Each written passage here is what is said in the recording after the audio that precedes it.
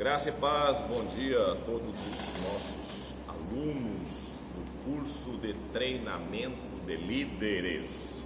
Hoje nós estamos aqui para a nossa aula que vai falar do compreendendo a edificação. Nós andamos até as pedras devem ser encaixadas.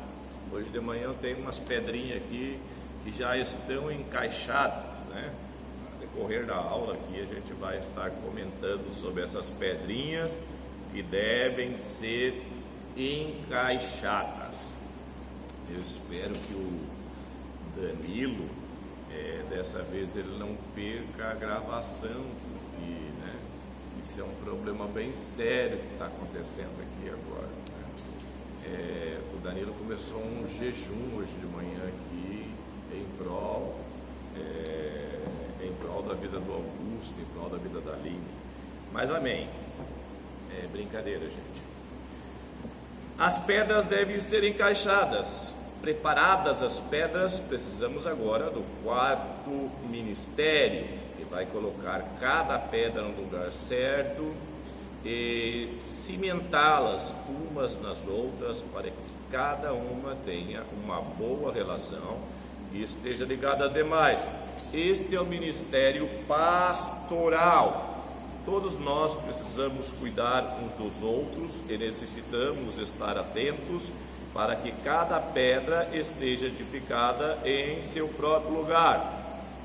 Além disso, essas pedras precisam de manutenção e cuidado para que se mantenham sempre numa boa condição. A palavra de Deus diz em Efésios capítulo 4, versículos 11 a 12, que e Ele mesmo concedeu uns para apóstolos, outros para profetas, outros para evangelistas, outros para pastores e mestres, com vista ao aperfeiçoamento dos santos para o desempenho de seu serviço, para a edificação do corpo de Cristo. Então veja bem, ser um pastor, você pode ter um ministério pastoral. Você pode Deus pode ter dado o ministério pastoral.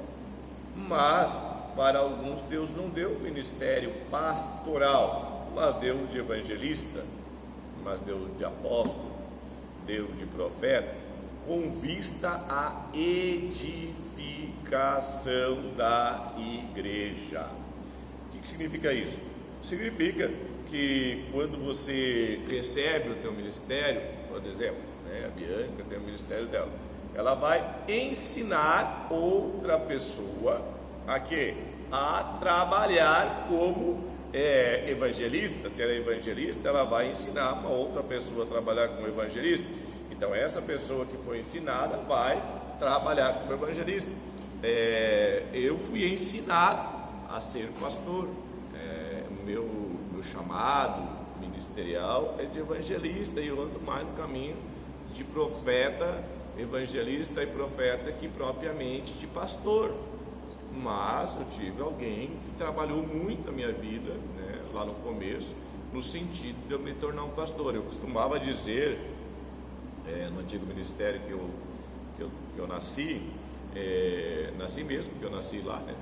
Minha mãe já era de lá. Eu costumava dizer que eu trabalhava da porta, naquela época era a porta da igreja, né? Hoje eu digo da porta do prédio para fora, ou seja, eu trabalhava com as costas. Por quê? Porque eu entendia que o meu ministério de evangelista, o meu negócio era ganhar as pessoas e trazer para o pastor cuidar, certo? É uma coisa bem equivocada, né? Você não tem um filho, não ganha um filho e deixa para outra pessoa cuidar, não dá para outro pai cuidar, você mesmo cuida, né? Então a gente começou a aprender. As duras penas eu fui aprendendo a pastorear, em Penápolis principalmente. Eu tive que sentar e pastorear. Chegou o pastor Antônio Fiune para mim e disse: sim, você vai cuidar de Penápolis. Teu negócio é Penápolis. Foca Penápolis. Porque eu queria Birigui, eu queria Araçatuba, eu já queria todos os outros lugares. Por quê? Por causa do meu ministério de evangelista. E ele disse: não, agora você vai focar Penápolis. Fiquei meio beiçudo, mas para fazer o quê, né? Como ele era autoridade sobre minha vida, eu disse: amém. Não, e resolvi, está resolvido. A autoridade falou, está resolvido. Amém, queridos? Então, as pedras devem ser encaixadas. O pastor é aquele que vai encaixando as pedras em seu devido lugar. O controle de qualidade, quinto ponto. O ministério profético é o último elemento necessário para a construção da casa de Deus. Ele é o responsável pelo controle de qualidade. Quando construímos, precisamos cuidar para que a construção esteja de acordo com o projeto. Esse é um trabalho de supervisão. E se percebemos que estamos construindo de maneira errada, precisamos exortar uns aos outros. Se alguém, por exemplo, está edificando fora da planta, precisamos trazê-lo de volta. Por outro lado, se estivermos fazendo tudo corretamente, o ministério profético confirma o trabalho feito e nos motiva a fazer o que ainda falta. É bem interessante o ministério profético, né? Alguns querem mudar a planta que Deus fez. Lá em Atos dos Apóstolos, capítulo 2, 42, Deus deixou uma planta. Qual é a planta? A maneira da igreja ser, trabalhar, estar, a maneira de edificar. Mas alguns querem mudar o projeto original. Eu lembro muito bem que no começo, quando eu era muito imaturo, não que eu não seja maduro hoje, mas procuro avançar nesse caminho. Eu lembro que eu tinha nos ministérios passados, 2 ministérios passados antes desse, eu queria mudar a estrutura do ministério. O ministério tinha uma visão, e o que eu queria? Eu queria mudar aquela visão. Nem percebia que eu era insubmisso, ou estava eu portando como um rebelde dentro daquela denominação. Por quê? Porque eu queria fazer algo que não era a visão daquele ministério. Então você está querendo mudar o quê? A planta. Não, eles estão assim, só este ministério é assim, nós trabalhamos assim, dessa forma, vamos permanecer assim, porque esse é o nosso jeito de ser. Aí ele chega lá e diz, não.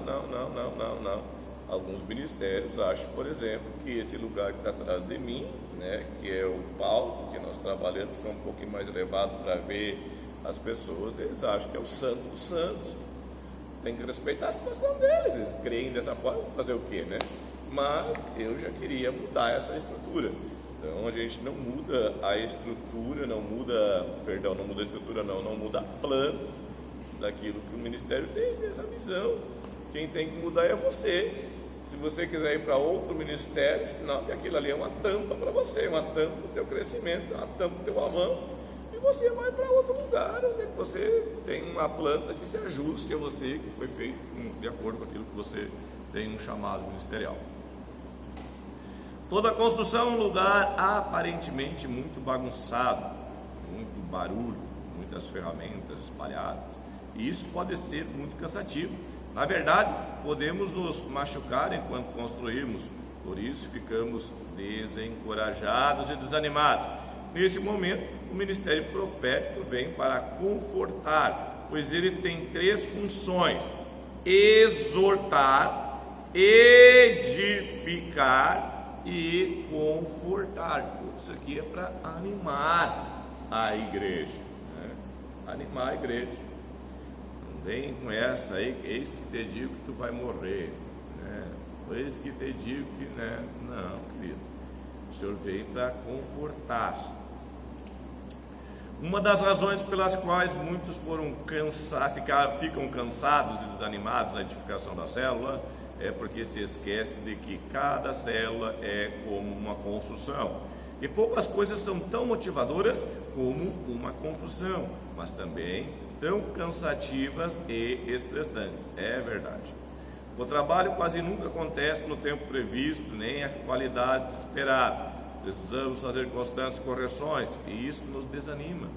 Por isso, precisamos do ministério profético para nos lembrar que estamos construindo uma casa para Deus. Ele nos encoraja, nos motiva a continuar, pois todo trabalhador na construção precisa de encorajamento, principalmente os líderes. Essa semana que passou, nós estávamos aqui, de repente chegou um líder meu, disse, nós estamos fazendo um banheiro, E um líder meu chegou e disse assim: caiu o muro. E eu disse: meu Deus, será que caiu um muro lá dos fundos, um murão, né? Porque a primeira coisa que eu pensei no Rio Grande do Sul, muro é o que faz divisão de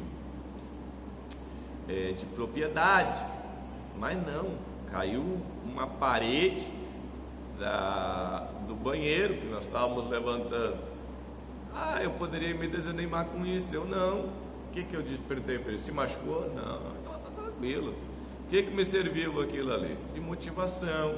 Por quê? Porque aí eu fui para o grupo e disse: irmãos, nós precisamos firmar aquelas paredes, porque acabou de cair uma parede, né? Estava todos muito confortáveis, estavam todo mundo muito confortável. Caiu uma parede, pode cair uma parede desse tipo de uma criança. Aí ontem apareceu 4, 5 irmãos que vieram ali e concretaram tudo, e as paredes estão firminhas no lugar. Então serviu de motivação. Na construção ou na célula, quando surge um obstáculo, você tem que usar isso como uma maneira de motivar a célula a avançar. Ai meu Deus, agora caiu aquela parede, o que eu vou fazer? Meu Deus, prejuízo. Aí chegou outro líder assim: mas como que caiu isso aqui? Calma, rapaz, ninguém se machucou. Mas não, ninguém se machucou, filho, fica em paz. Fica em paz. Se é um aviso para mim, maravilha, o aviso veio, eu entendi e corrigimos, né? Interessante que aquele que criticou não apareceu para ajudar a concretar, deveria ter aparecido para concretar. Mas amém.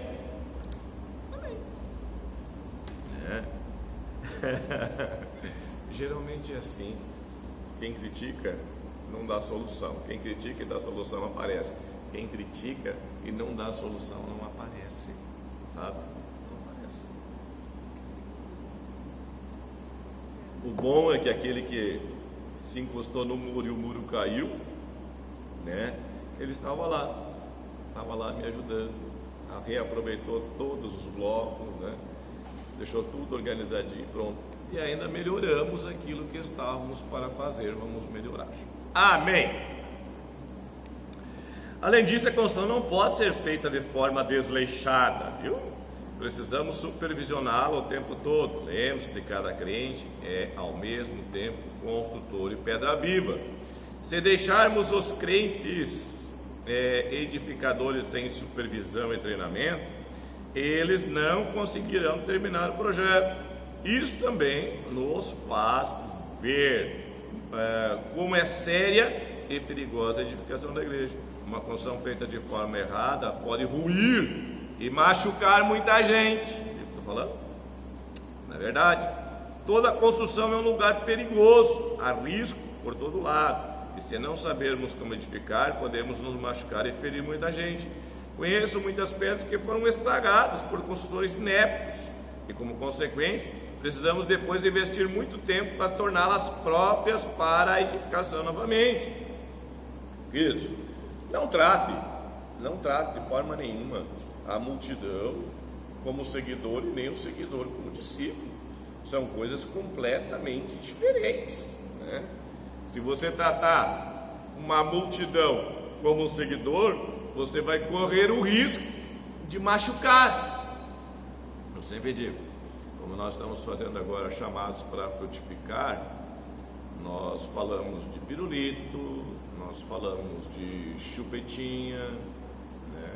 Então tem que saber dosar para quem que tu vai dar. Se você vai dar feijoada, né, daquela forte, ou se você vai continuar dando leite. Não adianta usar uma palavra mais forte para quem está tomando leite. Está tomando leite, vai fazer o quê? Né, José? Está tomando leite, né? Eu não posso chegar para Maria Clara, que tem 2 anos, por exemplo, e ela acordou hoje de manhã, 4 horas da manhã, e queria o quê? Mamar.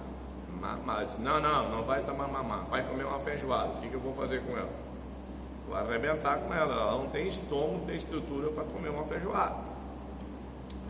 Outro aspecto importante é que sem supervisão os trabalhadores ficam preguiçosos. Construção é um lugar onde os trabalhadores gostam de parar para conversar. Se os mandamos buscar mais perto, eles fogem do trabalho.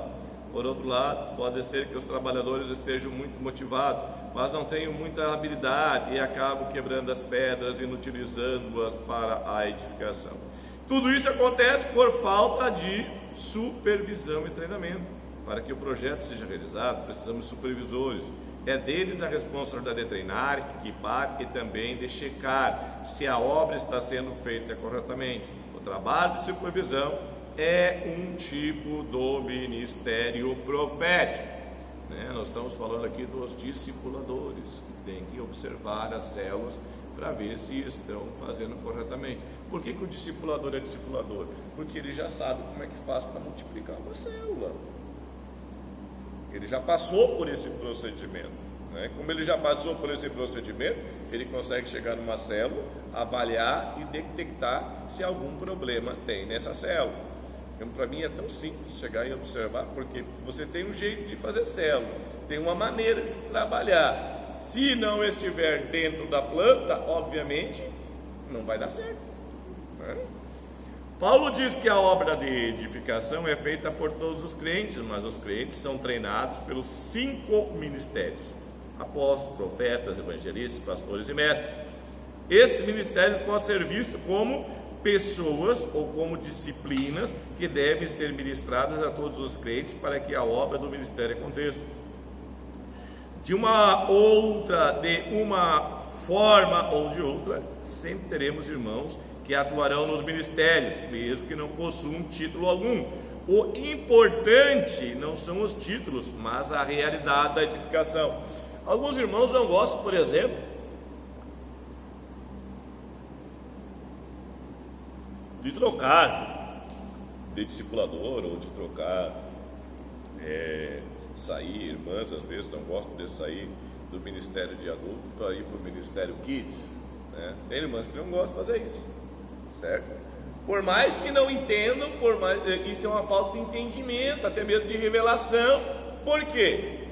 Porque ela pode aprender uma outra faceta do que? Dos ministérios. Ela que está barrando o mover de Deus sobre o quê? Sobre a sua vida. Entende? Por exemplo, eu não quero andar com fulano. Suponha que aquele fulano tem um ministério profético. Eu queria andar só com o pastor, não quero ficar aqui encaixotadinho. Mas, se você puder, o que você tem que aproveitar? Aproveita todos os ministérios, você é mais rico. Abre outras portas para você, você não vai se surpreender. Eu não sei fazer isso. Mas Deus tentou te levantar alguém para te ajudar e tu não quis o teu treinamento. Vai aprender as duras penas. O que é aprender as duras penas? Vai lembrar, estudar, voltar atrás e aí perguntar para aquele supervisor que ia ser e que não foi. Como é que eu faço isso? Como é que eu não faço aquilo?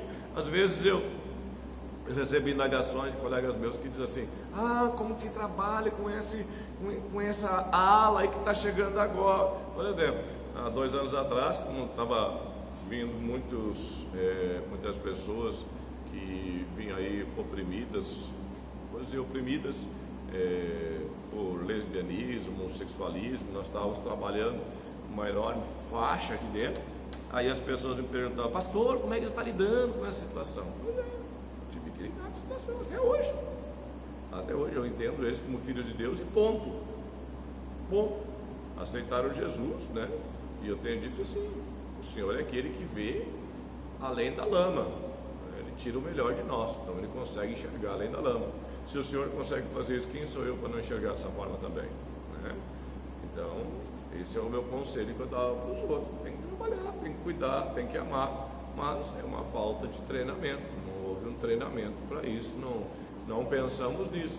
É a mesma coisa, que se Jesus não voltar imediatamente, nós vamos ter que imediatamente aprender a trabalhar com pedófilos dentro da igreja, aprender a trabalhar com homossexuais, que a gente já tem que trabalhar também com pessoas, com assassinos, com espírito de suicídio, toda essa gama de pessoas que tem esse problema na vida deles. Nós vamos ter que trabalhar, aceitar dentro da igreja, são diferentes de nós? Não são pessoas que nem nós, que Deus ama da mesma maneira que me ama, ou não? A Bíblia me diz que Deus amou o mundo de tal maneira que deu o seu Filho unigênito. Se Deus amou o mundo, quem sou eu para não amar? Né? Então eu vejo dessa forma. Nós temos que aprender a trabalhar e nos adequar a isso. Eu sugiro até que os líderes que estão me ouvindo aí, que leiam a maravilhosa graça do Felipe Jansen, que leiam o Evangelho Maltrapilho, do Breno Mani, também está ele, que tem os 100 livros indicados pelo pastor Luiz Alice. Então leiam. São as coisas que estão hoje na Europa, os debates que a igreja tem na Europa, nos Estados Unidos, enfim, né? Os porquês que eles não aceitam a igreja, ou melhor, não é que eles não aceitam a igreja, eles entendem que a igreja não aceita eles. Então tem que estudar, só tem um jeito: estudar, ver como os pastores do mundo estão tratando isso, orar a Deus e pedir uma estratégia de Deus para como trabalhar essa situação dentro da igreja hoje. Não é excluindo, é incluindo eles e trabalhando e amando eles. Amém? Você porque entra nisso? Como cooperar na edificação da igreja? Precisamos nos reunir. Deixa eu dizer de novo: precisamos nos reunir. Sabe por quê? Porque o corpo não é anômalo, ou seja, o meu braço não fica lá na minha casa e o meu corpo está aqui no prédio ou está em outro lugar, e nós somos o corpo de Cristo. Nós precisamos reunir. De nada adianta falarmos de edificação se somos individualistas e isolados. A reunião é extremamente importante para a edificação do corpo. Quando estamos em Cristo, sentimos necessidade dos outros membros do corpo. Quando nascemos de novo, desenvolvemos um profundo sentimento que necessitamos dos outros e que não podemos viver isolados dos demais irmãos. João disse que aquele que é nascido de Deus ama os irmãos. Seria uma grande contradição dizer que amamos os irmãos e não desejamos estar com eles. O amor sempre resulta em comunhão. Vou repetir isso aqui: o amor sempre resulta em comunhão. Nós sabemos que nesse tempo aqui está sendo proibido abraçar, né? Mas é impossível. Quando nós nos encontramos assim, os irmãos olham para o lado, olham para cá, olham para lá. Estou com saudade de ti. Gruda um abraço. Porque está com saudade, né? Aí vem no vídeo e diz: sou lavado no sangue do Cordeiro. Me dá um abraço. Eita, que coisa gostosa. Ontem eu abracei o Augusto aqui, confessão de pecado, viu? Confessão de pecado, abraçando o Augusto. Ai, como é gostoso abraçar, né, Augusto? Abraçou o filho e tal. Aí ontem foi o final da gravação aqui, a dona Aline ministrando, né? E aí ela disse que não podia abraçar. Terminou a ministração, foi a primeira que abraçou aqui. Ai, o que acontece por